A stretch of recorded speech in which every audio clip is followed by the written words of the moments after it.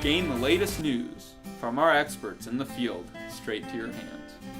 Sign up for our weekly tech service where we provide quick and to-the-point videos, shot on site to help you plan your planting date, know when to scout and which diseases are present in your area, become aware of upcoming tech and new seed options, precisely time fungicide, insecticide, and chemical application for best financial returns, and much more. Every choice you make as a farmer matters on the field. With more information on hand, the better agronomic decisions you can make, keeping your ROI high, yield strong, and soil healthy for the long haul. Sign up is free and easy. Simply text the word JOIN to 844-843-9247. Cancel anytime by texting the word STOP. It's just that easy. No spam, just helpful information shared once a week.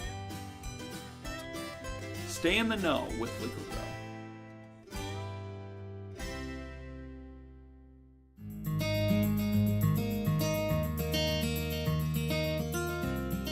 I'm Rob Axon. I've been here 28 years. I'm the parts manager here at the West Liberty location.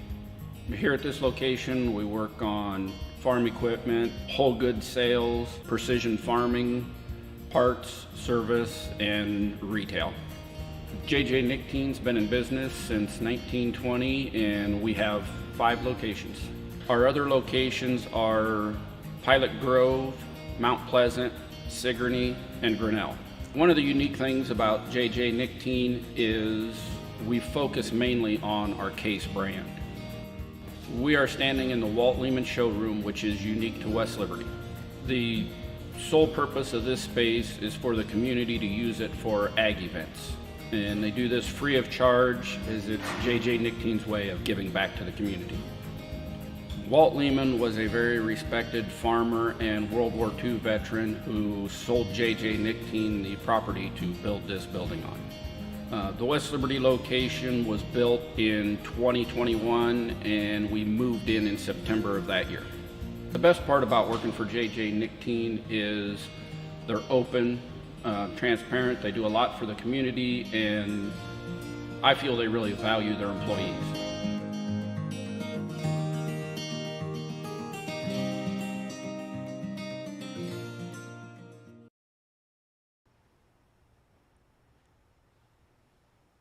Hi, and welcome to the Lead Academy today from JJ Nicotine in West Liberty, Iowa. I'm Hubby Tinsman, president of Liqui-Grow, and we want to thank you for joining us either live or in person. I'm going to turn it over to our moderator, Katie Hess, and she'll introduce the panel.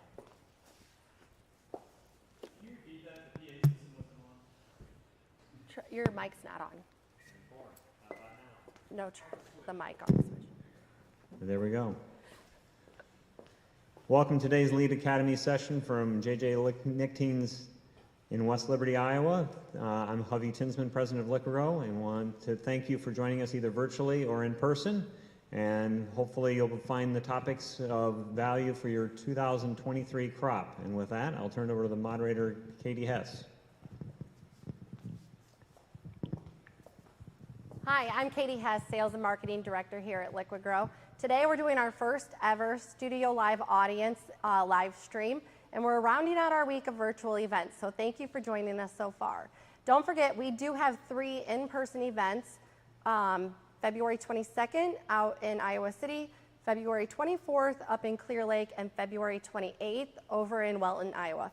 And I'm pointing because those are the directions that they would be from where I'm at here live in West Liberty. So we have a great panel of experts to talk about soil health today. We have a great audience with us, and hopefully they have a lot of questions as well. We've got some that we've put together ahead of time as well. But before we start, let's have you guys go ahead and introduce yourselves. You all have a great resume, and I will butcher it if I try doing it myself. So. All right. Thank you, Katie, and thanks to you that are here in person and those on the World Wide Web out there. My name is Jake Bossenkemper. I'm the Director of Agronomy and Research here at Liqui-Grow. And a lot of you probably know me. I spend about half my time doing research for the company to find practices and products that are profitable for our customers. And as time goes on, more and more of those trials and that research is devoted to soil health. So glad to be here today. And I might add, the other half of my time here I spend out talking, working with farmers, working with our salesmen. Unfortunately, I spend a lot of time going on service calls, so that wraps up about what I do here. Thanks for coming. Good morning, everybody. My name is Joe Winchell. I'm Senior Conservation Agronomist for the Soil and Water Outcomes Fund, which is a program operated by a subsidiary of Iowa Soybean. What the Soil and Water Outcomes Fund, it pays farmers for environmental outcomes that are generated by new practices. So we are like a carbon market, but we also add other environmental outcome benefit payments to that as well, mainly combining GHG reductions in company supply chains, but also increasing water quality and reducing the amount of pounds of nitrogen and phosphorus loss that enter our waterways. And we'll talk about this more maybe later, but this was the idea. It was really born and bred from Iowa Soybean, from the committee and board of directors that are farmers here in the state of Iowa that realize that, with these emerging markets, farmers need to be at the forefront and have a seat at the table in some of the decision making. So thank you for everybody attending here in person and also online, and look forward to the rest of the day. So I'm Scott Nelson, and I'm a research agronomist with Iowa Soybean Association, and I'd like to thank Liqui-Grow for having me here. They do a great job working on practical solutions for farmers. My passion really is developing management practices to increase cash crop yield in soil health promoting systems, trying to find newer ways to raise yields, and we don't think cover crop management needs to be more complicated, but we think we can do, by simple changes in management practices, we can raise yield and profitability, and that's kind of my passion. Okay, thanks guys. So the objective behind the Soil Health Panel when we got started, we started this process back in probably November, putting this together, what we wanted for this. And the objective was to focus on, answering the questions of what practices are known to increase soil health and the long-term sustainability and profitability for the farmers in general. So that was kind of our objective of putting this together. And the first question that I have for you guys is, what is your definition of soil health? So I really don't like I really don't like soil health, the term, because it's a buzzword. I don't know what that means, Katie. I can't get anything out of what soil health. That doesn't tell me anything. So I'm not a huge fan of that term. But when I think about soil health, I really think about soil organic matter, which is the keystone of everything that revolves around soil health. So they call soil organic matter the black gold for a reason. If you can increase your soil organic matter level, you can increase your water holding capacity, you can increase your water aggregate stability, you can increase the amount of nitrogen, sulfur, every nutrient in the soil holding capacity. Soil organic matter is the key, and it's the cornerstone of soil health. So when I think about soil health, I think about how do we keep soil organic matter and how do we build soil organic matter. To build on that a little bit, when I think of soil health personally, I think of a environment below ground that we're planting corn, soybeans, wheat, any crop that we're working with, but having a system below ground that is more stable. So I think of stability. Stability in the means of water infiltration down through the soil profile versus going down, hitting a hard pan and running off. Like Jake mentioned, increasing water holding capacity.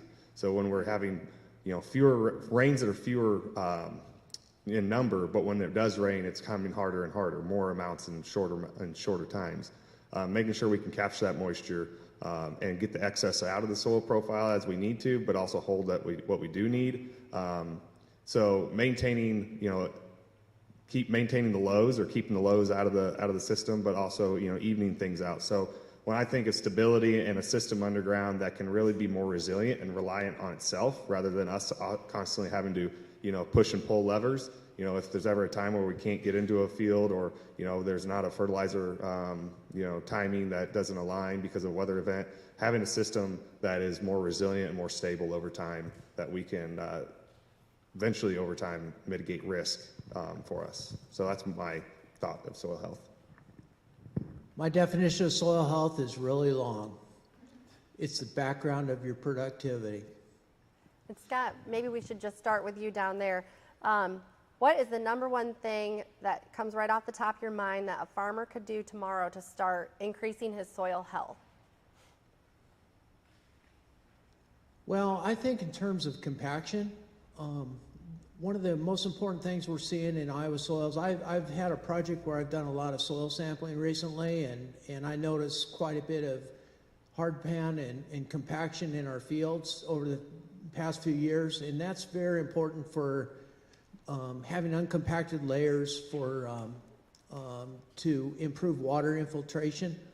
Certainly cover crops, and also if we get time, I want to talk to you about controlled traffic in your production.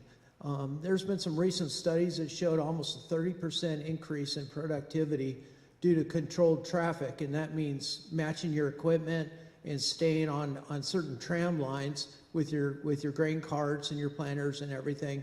And we believe that's the next area or an area that we can really improve our soil health as well as our productivity. Probably the first thing I would do, and it's different for every farmer, no operations are alike. They're kind of like snowflakes. Everyone's unique and different. But at Soil Water Outcomes Fund, when we quantify environmental benefits, we realize that's just kind of the cherry on top. But we really look at a system and a crop rotation as a whole. I talk to a lot of farmers that, they're not afraid of no-till in soybeans or cover crops in front of soybeans or whatever that, conservation practice may be, but maybe it's corn, maybe it's sugar beets, maybe it's other crops, cotton in the south and the east that, they're higher value and we do more intense management on them. So I guess the very first thing that someone needs to look at is, look at your rotation, your operation as a whole. What's that first thing? Usually it's not adding cover crops, but it's looking at, first steps is reducing tillage, because we can't just add cover crops and then undo a lot of the things we do, usually with a chisel plow or things like that. But make sure when we're looking at making a change, we're changing one piece of our operation or our crop rotation. What's that going to affect? What's the ripple effect of that's going to be? If we're looking at reducing tillage, say we're looking at going strip till, do we have all the other mechanisms in place to be able to manage that system? If someone's going to go into adding cover crops or reducing tillage, is our planter capable of that? All these things go into effect. So really, I would say, what's the first thing you can do? Usually it's reduction of tillage. If you're already there, maybe it's looking at diversifying crop rotation or adding cover crops. But with all that, we can always make a system fail. But it's literally talking to people like Jake or others that can be advisors, or often it's other farmers, farmers that are in your area that have, made a system. They kind of have a playbook, and say, I don't know what doesn't work for you isn't exactly what works for me, but figure out and make sure when we're making steps that these steps aren't going to, be a massive failure. And we go into it realizing, hey, we don't have to reinvent the wheel and not make the same mistakes as everyone else has made prior. So the question was, what can a farmer do tomorrow To start increasing soil health? So I'm going to go back to building soil organic matter, because I think that's the keystone of soil health, because everything that we think about when we come to soil health all ends up linking back to soil organic matter. So when I was at the University of Illinois, I took a class called Environmental Plant Physiology. And part of the class was modeling something called primary productivity. And what primary productivity is do you end up sequestering more carbon than you give off through your production practices, right? So one thing we did in that modeling is we played with different crop rotations, we played with tillage intensity, and I tried to go back and look at these notes to make sure I'm saying this all correctly, but I couldn't find them last night. But the bottom line from what I remember is, just growing corn, having more corn in the rotation will actually help you build soil organic carbon over time. Oh, okay? yes. Everybody knows. I love to say, grow more corn. Grow more corn. So, unfortunately, soybeans are a great crop. We grow it for a reason. It's great for a rotation. It helps alleviate disease and insect pressure and fungi in corn, but it isn't the best when it comes to ending up with more carbon in the soil or soil organic matter at the end of the day relative to corn, right? So I think that a very profitable crop rotation in the state of Iowa is growing 2 years of corn followed by a year of soybean. And then you could add in cereal rye cover crop because we know it works, we know it's effective, we know it's resilient, you can get it established. Adding a cereal rye cover crop before you plant your soybean year, right? So you're going to be slowly increasing soil organic matter over time by growing more corn, but then you're also going to add the cereal rye cover crop in there before you grow your soybean. So you're going to plant your soybean into a cereal rye cover crop. We know from lots of research that Scott and the Ag Outcomes Fund has supported, and from different universities, that there's no yield penalty to growing soybeans into planting soybeans or growing soybeans after a cereal rye cover crop. And then finally, I remember that when you started playing with tillage in the modeling work, if you did tillage and you grow 2 years of corn and 1 year of soybean, it was about a break even. So in other words, you really didn't sequester more carbon than you gave off. But if you started to reduce your tillage intensity at the Champaign, Illinois latitude, then you started building soil organic carbon slowly over time, okay? So now, we move further north, and I remember playing with latitude in that model. As you move north, you could increase your soil organic carbon even more because you had less time for, the corn residue and the organic matter to break down. So I think at this latitude, you would see soil organic carbon grow even faster, although this is all really, really slow stuff. It's going to take years to really see a big difference. But the point is that I think when it makes sense to reduce tillage in that same crop rotation system, that's going to help you increase soil organic matter even faster over time. I understand sometimes tillage is necessary, no question. But when it doesn't make sense to do tillage, and you don't think it's going to help increase your yield, I would say try not to do tillage when you don't think it's necessary, because we know tillage can make soil organic carbon go down over time, right? It's a balance between all these things. And Jake, we do know that farming is a long game. So when you're talking about, this is over time, that's what we're talking about today. How do we keep this soil health and increase it for this generation and the next generation, and to continue to grow good crops, right? Absolutely. It is definitely the long game. Yeah. So final question, and then we're going to go to the audience for some questions, and then we have some coming in the text as well already. Tell me one reason why increasing soil health could lead to greater profitability for the farmer. Could you repeat the question? Yep. Tell me one reason why increasing soil health could lead to greater, lead to greater profitability for the farmer. Okay, well, I'm going to tell you a little story here. So, because we have to make money ultimately. Absolutely. To keep going. Yeah, absolutely. Yeah. So I'm going to tell you a little story here. So this last fall was the first time that I've ever planted cover crops myself personally. And the way our research sites go, we can't get to all of them at the end of April like we'd like to. So the bottom line is, it ends up being the last half of May before we get our third and final or fourth and final location planted. So because of that, we end up getting a pretty healthy winter annual production going before we get to our final location.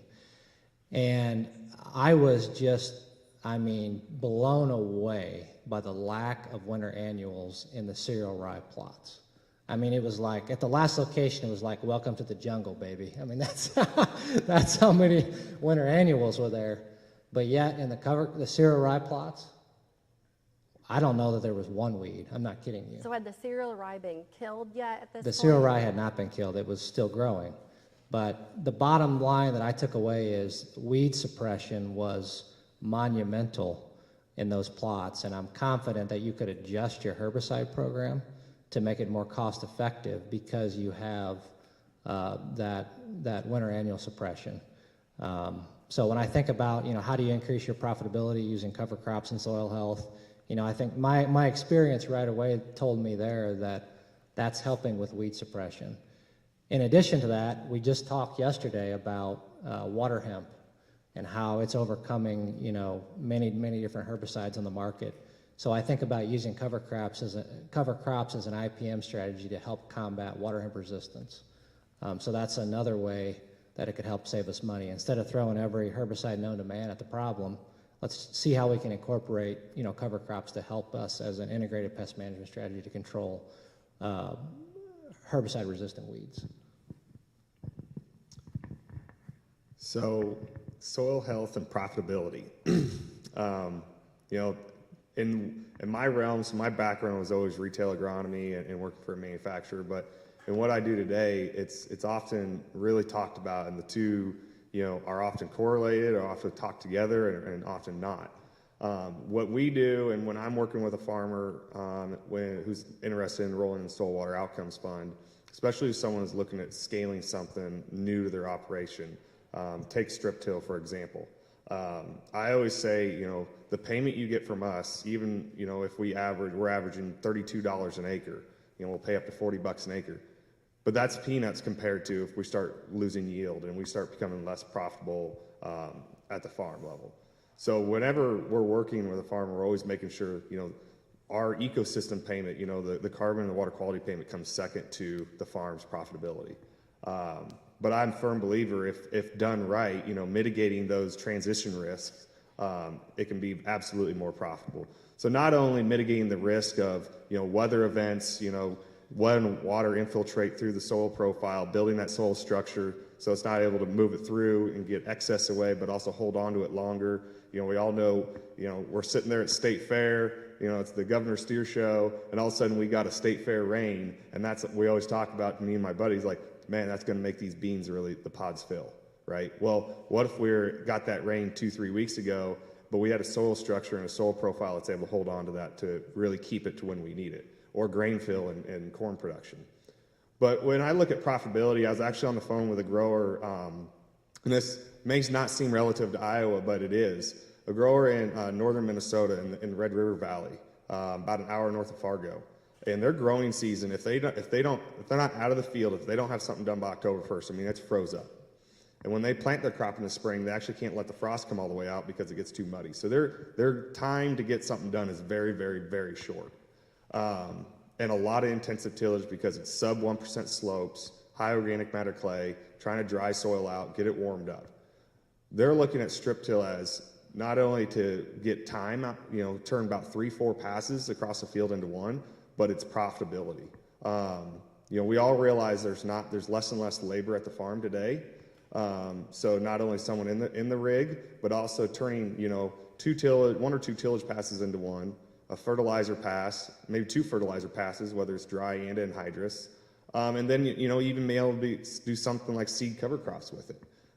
So on average, when we're looking at folks that are taking that first step of reducing tillage, and what Jake mentioned of a corn on, 2 years of corn and a year of soybeans, on average, strip till, we're seeing about $50 to $75 an acre in ROI right there. And then if there's something, by enrolling with us that can, you can capture the greenhouse gas benefits, the water quality benefits on top of that, boom, it's another cherry on top. So, I think this is a very profitable system that not only is an ROI per acre, but then at the end of the year, we're looking at time, and these folks are looking at saying, I'm getting about another 60 hours out of the field that otherwise I'd be in the field trying to get these things done. So I really look at, you hear soil health, regenerative agriculture, yada, yada, yada, yada. Well, it really is, it's a more stable system that, is sustainable in many ways, long-term profitability, time-wise, everything. So that's how I look at soil health. You get into cover crops, and Jake mentioned that already, how it can just kind of take those first steps of reducing tillage and make them much greater. So that's how I look at soil health and profitability. I'd like to just respond quickly to the comments about soybeans and soil health, and that the world needs a lot of soybeans. We have a lot of pigs to feed, chickens, fish to feed. We need diesel to make. So it's a valuable part of our economy in Iowa. Now, when we talk about cover crops or soil health promoting systems, the value for them is sequestering nitrogen. The perfect system, if all of Iowa had cover crops in front of their soybeans, we would be well on our way to meet the nutrient reduction standards that the state has set. And think of it like every corn crop has leftover nitrogen. That's just the way it happens. We sequester that nitrogen into cereal rye or some cover crop, and that becomes available the next season when that cover crop begins to degrade to feed the soybeans. So that's one system where cover crops has a definite benefit, as well as herbicide-resistant weeds. And it's very clear that cover crops play a very important role in weed management. Okay, at this time, before we go to our text, is there any questions from the audience? Don't be bashful. The objective here is not for you to sit up here and listen to us lecture. We really do want cooperation from the audience. I got a question. So I have a completely different definition of soil health. I think it's the natural balance between chemical, physical, and biological aspects of the soil, like the natural ones. So how can someone keep these balances of the three aspects when implementing cover crops, especially for the first time? Do you want to repeat the question first, since you have the mic? So the question is, Hunter, how do you balance soil biological, chemical, And physical. and physical properties of aspects of soil health if you're planting for the first time? That's what I think soil health is. So you're implementing cover crops, well, it sort of throws the balance off. Sure, A little bit, sure. especially maybe with the chemical side, fertilizer. So I think that's a very difficult and deep question, and I'm glad you asked it. It's a hard question to answer, but I'll go back to the herbicide thing that we experienced. Herbicides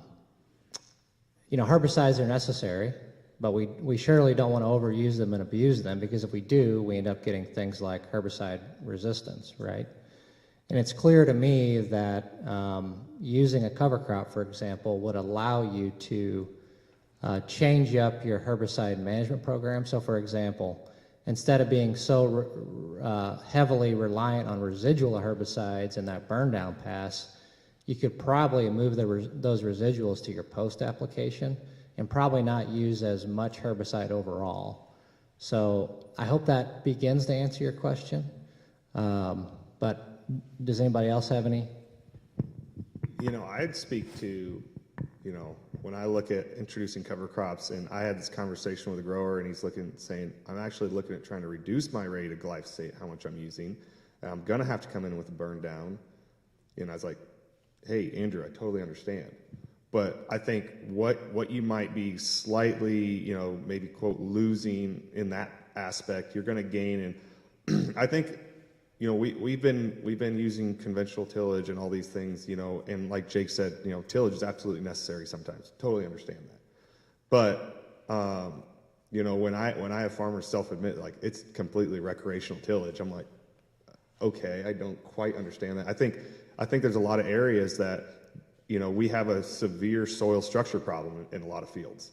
When you can literally go to a beautifully 5% organic matter, flat black, 200-acre field, and in the springtime we sweep it, and it looks like it's as hard as concrete. I think about, corn roots and everything, and how are we managing that? So enhancing that soil structure. So what are the cons? Yeah, maybe we're using a little more glyphosate or other chemicals in a cover crop scenario, sure. Maybe we're making one extra pass. But what are we doing, what are we doing in the full crop rotation that is also enhancing that we're improving soil structure, and we're also, putting live roots in the soil longer. So we don't just have a cash crop out there, from April 25th to, later on in the fall, late summer, early fall. We're also putting a live root structure, so, this microbial activity actually continues to have live roots to feed on. That, if we can enhance microbial activity, we can enhance biological activity. Are we converting and making more nutrients available that otherwise, we have this savings bank of nutrients that are unavailable that only nature can kind of unlock and give back to us. So I think the pros completely outweigh the cons when implementing cover crops, but we have to understand, what's the balance there. Well, we talk about soil health a lot, but we need to think pH is one of the biggest things that I see in Iowa among our fields. I see a lot of soil tests, and we do have some issues with erosion of pH due to, you know, prices and all that, and that's part of soil health too, is the chemical. And I would urge you, any of you that have ever have any questions about the physical properties of cover crops or no-till, is take a probe and probe that soil and compare it to a non-cover crop field, and you'll see the tangible difference.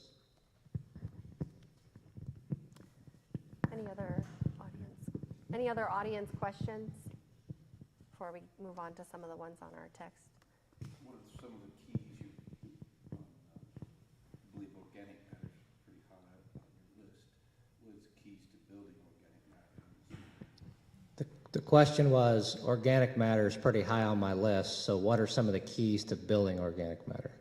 Great question. I think number one, don't do tillage when you don't need to, obviously.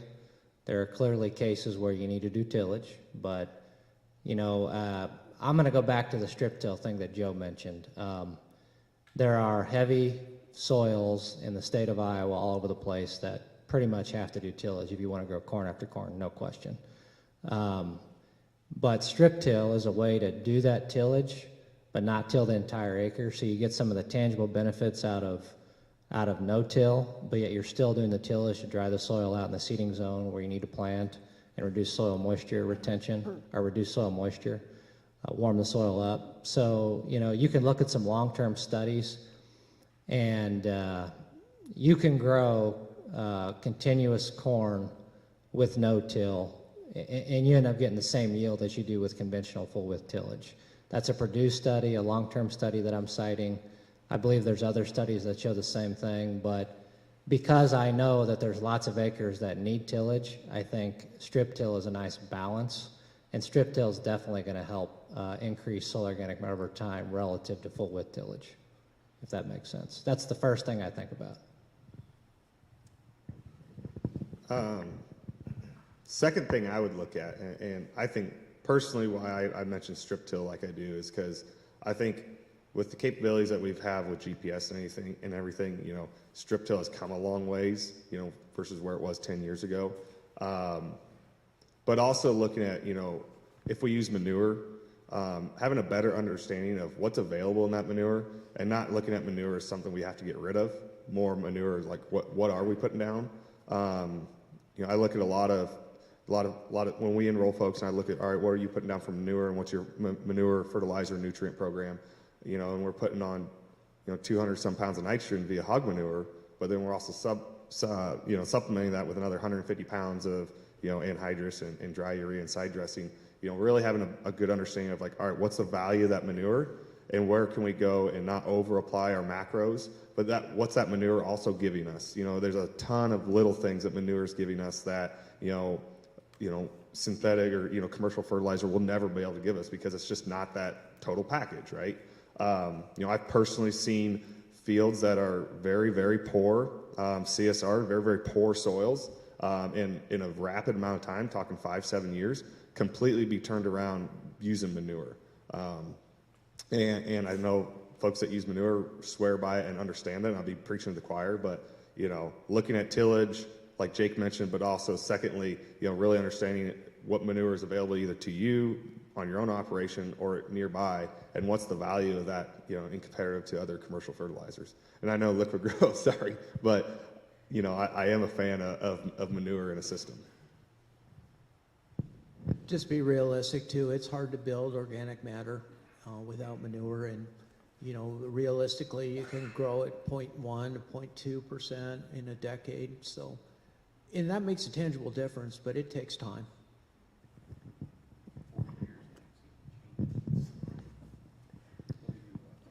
Yeah, it takes a long time, and I think it's important to reiterate what Scott said. You know, everything we're talking about here today, you know, he's right. We're talking about a few tenths of a percent over 10 years, 5 years. I mean, it's slow. But to Scott's point, that can make a tangible difference. You know, it doesn't take a lot to make a difference. It does take time. Are there any other questions from the audience right now? Okay, I have one here. Do cover crops have a role in managing weeds and disease in the cash crop? Do cover crops have a role Yep. in managing Weeds and disease in cash crops. weeds and disease in cash crops? This Ye- one was directed to Scott, and then maybe we can walk back through. Yeah, that's one of the benefits of cover crops. There have been some published studies that show cover crops reduce SCN, or soybean cyst nematode populations. We have not seen that in our research, but we're continuing to evaluate it. Suppression of herbicide-resistant weeds, we've already talked about. There is some research on cover crops in white mold in soybeans, and what they've shown is that that mat of residue can prevent white mold spores from splashing up onto the flowers and can sometimes suppress white mold. And I recommend that as part of an integrated system if you have trouble with white mold in soybeans.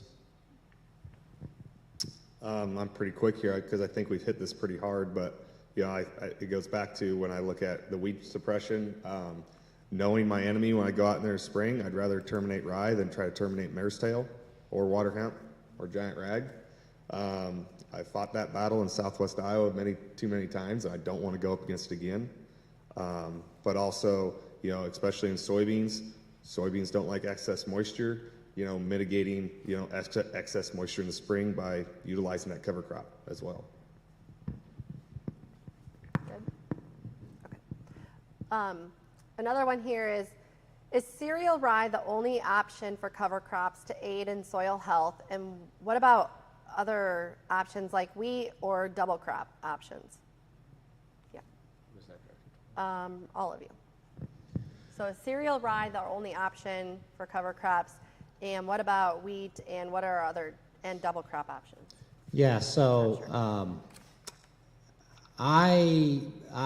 what I can say is that I would probably start with cereal rye, planting soybeans into cereal rye. So the only reason I say that is, in my experience, and Hunter and I had a trial last year where we did cover crop type by seeding method.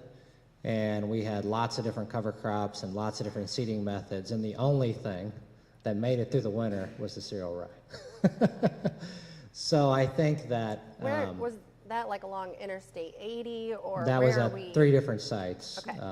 One was in Walnut, Illinois, one was north of Peoria, Illinois, and the other one was south of Muscatine. So I think there's some options out there, like we've played around with camelina. I think camelina could be a good option in front of corn. It's supposed to be winter hardy enough to survive the winter here. I think we really need to be thinking about a blend of cover crops that, you know, may provide you some early growth in the fall, then winter kill, but then have something in that blend that'll overwinter to give us some biomass growth in the spring. I think camelina could be a good option. Granted, I didn't have good luck with it last year, and I'm sure these guys have lots of experience, and I'll let them add to my thoughts. Yeah, so the question was cereal rye the only option, and huge astounding no.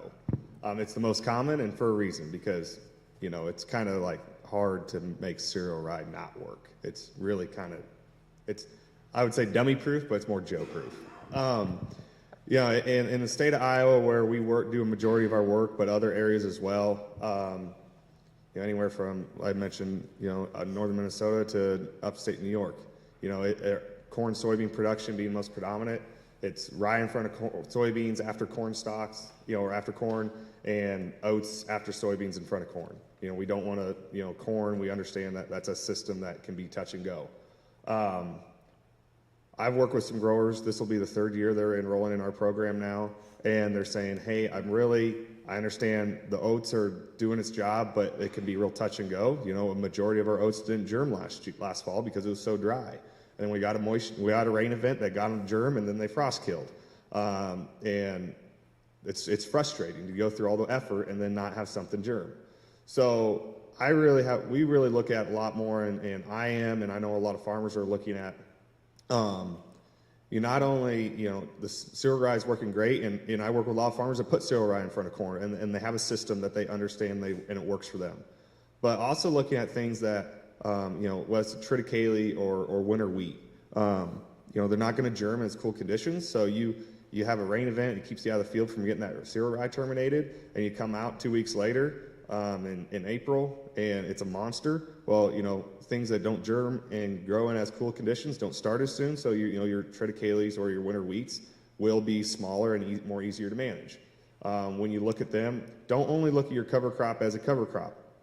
If there's any aspect to look at that as an added value, so if you have livestock in your operation or you have neighbors that have livestock, that's a value to them. We're looking at, I personally raise a little bit of hay. Hay is at dang near record highs right now and has been for several years. So forage is a value. So if you're looking at triticale, a high forage value, or even some winter wheat or other things, it can be there. Or, we work with a lot of growers that are starting to grow their own cover crop. So cereal rye is not the only option. It comes down to what fits in your operation. But two that I would also, camelina, some brassicas, but also, you're wanting to kind of stay in what's more well-known, triticale or winter wheat can also be a great option as well for folks. They overwinter, but they're not quite as aggressive as cereal rye. We're working on an experimental system, and if any of you farmers want to have ideas or want to contribute to it, and the notion is, can we frost seed clover ahead of corn? So we would frost seed in, mid-April, early April, and see if that clover, we'll let it get some height, and then we would terminate it, and that clover would provide some nitrogen, with high synthetic nitrogen costs. Can we grow our own on the farm? And that's kind of the notion we're working on. It's kind of a complicated system, but we're doing some experiments with it. And I know some farmers have quite a bit of experience with frost-seeded clover, and I'd just be curious on what their opinions are. And anyway, that's exploratory research that we're doing. Is there any farmers in the room that have had good luck with a different cover crop other than cereal rye? Had good luck with clover? Was it frost seeded, like Scott was saying? Or?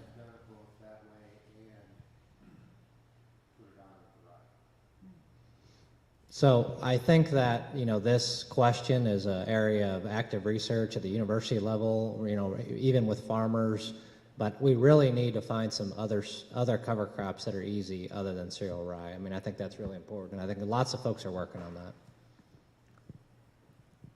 I got a question about the different types of cover crops. Could flying them on make a difference, like to get them in earlier, or is there just a problem with that? I don't know, competitiveness or moisture or maybe cost? So the question is, what are some ways we can overcome the challenges with some cover crops? Like, for example, in the trials that I've done, I think part of the reason why we didn't have winter survivability is that we got them planted too late, right? So would flying them on, get them established earlier, potentially. There's some other crazy things that I've done to try to get them on earlier, which I'm not going to get into. But yeah, I think it's a great question, and I don't think we have the answers yet. I think that there's lots of folks working on that, but clearly at this latitude and as you get further north, getting them seeded after the corn is harvested is problematic, just for getting them established, which in many cases increases winter survivability. I'm personally a fan of any application method that's going to get seed soil contact. When we look at aerial or look at broadcast even alone with no incorporation, typically we're going to need to increase our seeding rates because probably we're going to have a certain percent not germ. It's so dependent on moisture that if I could predict what our moisture is going to be, then it's going to be a great method. One of my favorite techniques is we have a lot of farmers that are basically turning a vertical tillage, and I'm saying a true vertical tillage, keeping those blades straight. We're not putting gang angles and everything, but we're turning into a giant drill. We work with some folks. They have a 50-foot VT with a 500 bushel Montag cart behind it, and they're able to empty that thing every day, and that's able to get things done quickly. We want to do something, but it's got to work in the rest of the operation too. So, and that's working great for them. We know majority of our nitrogen loss is late winter, early spring. So still getting it out, still getting it germinated. But folks say, well, it just didn't get much growth in the fall. And I said, well, as long as it survived the winter, what were you seeing in the spring? Oh, come out April 1st, and it was a green carpet. You know, that's when we're losing the majority of nitrogen anyway. So when I look at when I'm trying to mitigate nitrogen loss, that's what, in my mind, what I'm trying to target. And so if it's a winter kill, cover crop, absolutely. We got to get it seeded early enough that we're going to get growth because we're not surviving the winter. But if it's an overwintering cover crop, you know, more, in my mind, I'm more willing to try to do an application method that's going to get a better stand and faster and better germ myself. Scott? Next question. Okay. So the question is optimal rates. I'll touch on this. These No, you're two fine. might have more experience than myself. I'll just say that, you know, I think we planted 60 pounds, which would be a bushel of cereal rye. And I think it depends on what you're after. You know, for example, if you're after the forage, you might be better off to stick with that 60-pound rate. But the bottom line is, I'll just say this and then pass it on. There was some recent work done out of Purdue, and they found that 30 pounds of rye, cereal rye, was as effective at removing nitrogen from the soil as the full 60. So I think the rate of cereal rye specifically is going to be dependent on what your goals are, and Joe's nodding his head a lot. I think he has a lot to say about this, so I'll pass it on and let him talk about it. Jake hit it on the nail on the head there. You know, exactly. If your goal is forage and tonnage, absolutely. You know, you're going to see a higher value, but up in your rate's going to higher seed costs, everything. But if you see added value in that, absolutely. And we're hitting tonnage, you know, there's value in adding or raising that seeding rate. You know, I always start as your baseline. You know, what are some NRCS, what are some USDA, you know, practice guidelines, you know, on seeding rates. But if you're going in, and I work with some folks in Northwest Missouri that, you know, they turn their 30-foot John Deere air seeder into a 7.5 inch, you know, cover crop seeding machine, and they're seeding around 35, 40 pounds. You know, they're getting good seed soil contact, so they're able to cut that rate back. And I would absolutely agree, because I've seen guys seed up to 80, 100 pounds of cereal rye, and just like corn and other crops, it overcompetes with itself to where they cut that back and they're seeing just as good a success. You know, and you think about when you're trying to get stuff done hours in a day and trying to mitigate, you know, or reduce your amount of fill time and other things. If I can take that same X amount of bushel box on whatever you're seeding with and get more acres out of it, it's working better without decreasing our effectiveness of the cover crop. So I also think if you're I going think Scott wanted to talk. Okay, yep. If you're going to plant corn into cereal rye, if you're going to try that, having a lower seeding rate would be beneficial to avoiding, you know, potential yield reductions from planting corn into cereal rye. I think that would be a good thing to think about. You have to understand Jake's not used to sharing the mic with other people. I didn't want to forget. I have no other comments about seeding rates, but I want to just put an idea in your head. Cover crops on manured ground we've seen some spectacular yield responses to that. And what happens is sometimes when manure is applied in the fall, sometimes the soil warms up and it's not optimal. And we mineralize that ammonia and the manure to nitrate, and the cover crops do a good job sequestering that. It's kind of like nature's nitrogen stabilizer and manured system. So just put a thought out for you all that manage manure. Scott, you want to leave the mic there? I have a farmer texted me and said, what things should we do to avoid harming our soil health? He notices that if he bales the residue or chips the silage, works the soil when it's too wet, it turns to a brick. So what things come to your mind, and how long does it take to bring the soil back? Well, you know, that brings up a good point, and I'll tell you a story. You know, we always talk about, you know, you'll see on farmer chat lines or something, farmers say, oh, I had this problem with cover crops. I'm never going to use them again because I had a full pile in my field. Tillage causes problems every year. I see it as an agronomist. Last year I saw tillage-induced potassium deficiency because they tilled when it was too wet and the roots couldn't grow and get up enough potassium. So, you know, conventional systems, everybody acts like they're perfect and they're the standard to look to for cover crop management and for soils. But that's not true either. And you all are farmers. You know what happens when you work soil too wet. And conventional systems aren't the standard either, so. I'd say just doing anything when it's too wet. You know, I was at the Iowa Agribusiness Showcase here on Tuesday speaking, and I happened to be able to catch some folks from doing some strip till stuff, and a guy from Soil Warrior, and another gentleman from Northwest Iowa that's been strip tilling for a while. And you know, his number one comment to someone is like, if you shouldn't be planting, don't strip till. You know, that's the number one heartache when people try it. They try it when it's too wet. You know, another story I have from when I was a seed rep, I was looking at a replant claim, and it was down southwest Iowa, you know, heavy clay soils, and this grower, you know, he's 30, 40 years of no-till, you know, like a lot of southern southwest Iowa. But he did some tillage to try to dry it out because we just had a very, very wet spring. And he goes, my neighbor across the road had great germination. And I said, Mike, unfortunately, you know, you haven't been doing tillage for a long time. And he did tillage when it was a little too wet on that field, and he came back and planted into it when it was a little too wet. So that's what I would say is the greatest thing is no matter what you do, planting, tillage, strip till, seeding, driving across it with your pickup, you know, if it's wet, just stay off it because we can do a lot of harm really fast. Katie, I recall some studies where they looked at compaction remediation. I'm going to answer the question he asked, how long would it take? I've seen some studies with compaction remediation, and I think it took 3 to 4 years to pretty much eliminate, you know, the let's say, you know, you planted when it was extremely too wet and you caused a bunch of compaction. It took about 3 or 4 years to eliminate that just by growing more crops. I don't think cover crops were a part of that study, but 3 or 4 years of frost action and rooting pretty much alleviated it. Okay, I have another one from a farmer here. Does the use of toxic chemicals such as insecticides and herbicide and fungicides give a negative side effect and kill good organisms living in the soil? First of all, I don't think we know.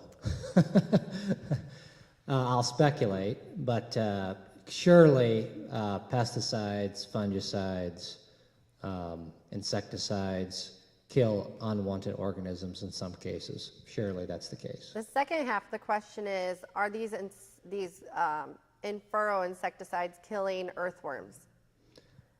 I'm sure some of the in-furrow insecticides kill some of the earthworms because they kill a lot of stuff. But I would say that, you know, okay, number one, pesticides are necessary in some cases to make sure you have a healthy crop that's high yielding. But when you don't need to use those pesticides because those pests don't exist very often or never exist, then you shouldn't be using those pesticides. So it's back to the whole IPM strategy. If you need to use insecticides to control rootworm, then you need to use insecticides to control rootworm because soil health is, remember, the cornerstone of soil health is soil organic matter, okay? You have to, soil health and yield have to go hand in hand. And that's the case because, let's talk about corn for a second. The higher corn yields, the more grain you get, but the more above ground biomass you also get, right? So if you want to maximize the amount of carbon that you return into the soil, you have to maximize yield.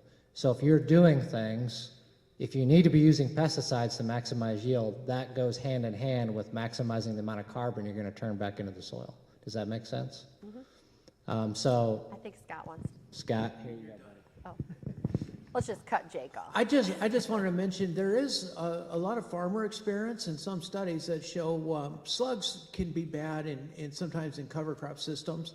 And some studies have showed when you pull out the insecticide on the seed treatments for soybeans that can be helpful in reducing the amount of slug pressure because you know, those tend to kill off predators of slugs. So that's something to think about. And it's a complex thing, the interaction between chemicals and soil biology.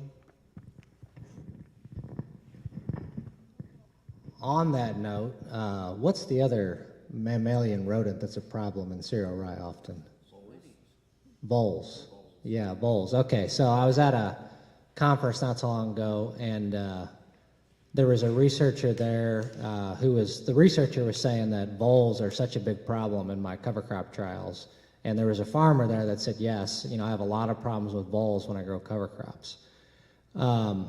but this researcher talked to a wildlife biologist, and the wildlife biologist was telling him that he thought if you basically planted your cover crop between your future corn rows, for example, or your soybean rows, that little bit of open area would allow natural predators like hawks and falcons and stuff to come down there and prey on the voles. And he thought that that would be a good solution to the vole problem in cover crops, which makes a lot of sense. So if you're doing cover crops, having problems with voles, using a strip till machine to clear some areas out in the fall, so that way you have, falcons and hawks and stuff can see down there and get the voles, might be a good strategy. Or planting your cover crops in a line, so you're going to plant your future crop between the two. Just if you're having vole problems, that made a lot of sense to me. I never thought about the voles were going to be a problem. I was thinking mice all of a sudden, and then post-harvest mice, Okay, so Jake, we have one. We hear a lot about the Haney soil test. Adding sugar to your soil and biologicals are also a big topic. How do these factors contribute to soil health? So Haney soil test, sugar to your soil, and biologicals. And maybe you want to cover one of those or all three of them? I'll cover one of them and then let the other two cover the other ones. Does anybody have a preference? Does anybody feel like they're an expert on the Haney soil test? Okay, I'll do the Haney test. So I'm not going to get into the details of the Haney test. All I'm going to say is that the Haney test is a new series of tests that are supposed to be an indicator of overall soil health. Okay, I think that test is new enough. We don't yet understand the complete implications of what it may or may not mean for soil health. I think there's a lot of good researchers that are looking into that and how whether or not the Haney test can accurately quantify soil health and track soil health. But I will tell you that some of the recent work, the most recent work regarding the Haney soil health test score that you get, guess what it shows, Katie? It shows that if you have good organic matter, it's correlated with organic matter. So if you have the higher your organic matter, the higher your soil health test score from the Haney test is. For the folks in the audience, if they're not familiar with the Haney test, is that the only indicator it's looking at? Or some of the other? The Haney's test is measuring plant available nitrogen, it's measuring soluble carbon, it's measuring phosphorus availability in a different method than the normal test would measure. It's measuring CO2 bursts, which is supposed to be a proxy for biological activity in the soil. And then this is all computed into a soil health score, okay? So what some of the early research is indicating is that the CO2 burst test by itself is related to soil organic matter. So the more soil organic matter you have, the more microbes you have, the higher the CO2 burst. The other piece of the Haney soil test is it's trying to quantify plant available nitrogen, okay? But guess what? The plant available nitrogen was related to soil organic matter in these studies.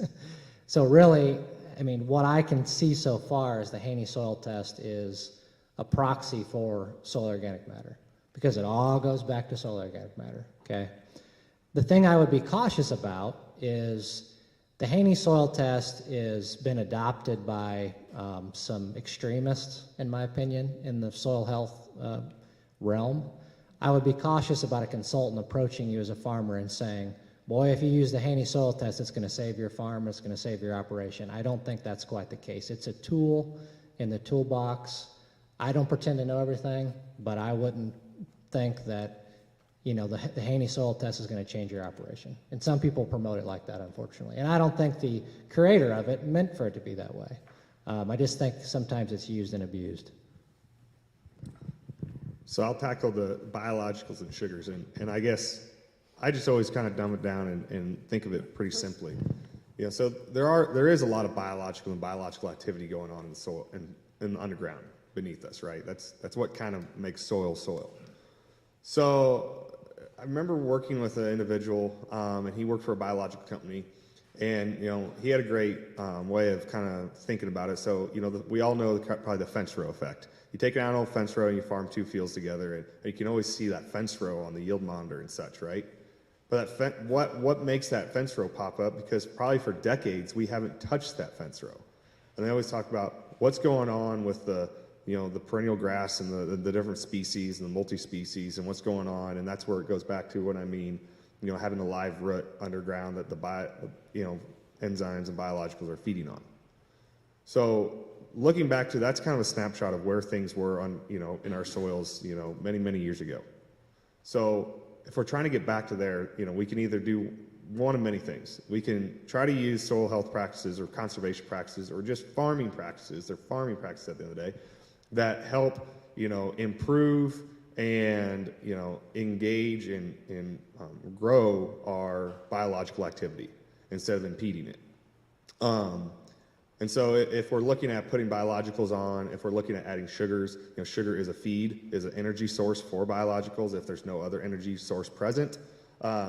So it's one of many methods. I personally look at, that can maybe be a short-term Band-Aid trying to enhance, what's our biological activity or what's our biological diversity underground, or just looking at, maintaining a soil structure that's stable, that we're giving a food source to those biologicals, and understanding that, this isn't just a lab, a petri dish that we're putting corn or soybeans or any other crop in. We're feeding it nitrogen, feeding it phosphorus, feeding it potassium and other micros, and we're growing something. It's a very dynamic ecosystem underground that we're coming in and we're kind of interacting with in a way. And so looking at, are we putting biologicals on? I'm not going to say it's bad. I'm not going to say it's good. It's just look at your end goal and what approach, what method do you want to use to get to that end goal? So we're approaching the end of our webinar at this point. And so if it's okay, if we could wrap up with a few comments that you guys each have that you'd like to share with the folks here in the audience and online about soil health and things that you should just think about for 2023, some little last minute tidbits. I would say that never look at soil health as in order to have the healthiest soils, you also have to maximize yield. And that's because it's about putting the carbon inputs back into the system, and as corn yield goes up, so does biomass production. And so soil health needs to go in concert with maximizing yields, and it can be done. But I think that it's really going to be dependent on your operation, the soils you have to deal with, what you can logistically get done just from a managerial point of view. Every operation is going to be different. But as a general rule of thumb, reducing tillage, incorporating cover crops where it makes sense, I think those are kind of the foundational things to increase soil organic matter, which is the cornerstone of everything soil health. My closing thoughts would be kind of like what Jake said, but profitability is number one. People talk about sustainability. Sustainability means different things depending on, in what reference. You need to be profitable. You need to maintain the business and the business's viability to try new things. But I would always look at, no matter where you're at, if you're, you're long-term no-till, or you're looking at reducing tillage, or you're looking at adding cover crops, you're looking at expanding these practices across all your acres. Always be looking at what's next. And like any good company has an R&D department, we as farmers need to have that field or part of a field or be doing something that's kind of that R&D department, realizing that, there might be some net income or some gross income, at risk there, but it's investment in the long term, and always looking at what's next. But realize that, these things can be done in a way that maintain profitability or increase profitability. And so just kind of always be maintaining profitability, but looking at what's on the next horizon as far as what can I do next to, if there's increase in soil health or mitigating risk at the end of the day. I'm just going to leave you with an urgent tip for this year. Last year we had problems with cover crop termination. We sprayed it and it kept growing and it got too big. Liquid nitrogen and clay-based herbicides can antagonize glyphosate very much. And if you're in a situation where you need to desiccate your cover crop and terminate it, pull those out if it's cool and wet, because those can delay the time that your cover crop will desiccate. And I think that's a very important thing. I think it cost some guys some yield last year because of antagonized glyphosate in the take mixes at termination. So that's my last comment. Great tip. So thank you for joining us online today. If you have any other questions, you can put them in the chat or email them to questions@liqui-grow.com, and we'll be sure to get them to the guys, and they can answer them directly back to you. And don't forget, next week we have our 3 in-person events. The first one's in Iowa City on the 22nd. The second one is in Clear Lake on the 24th. And the third one is on the 28th over north of DeWitt in Welton, Iowa. Thanks and have a great day.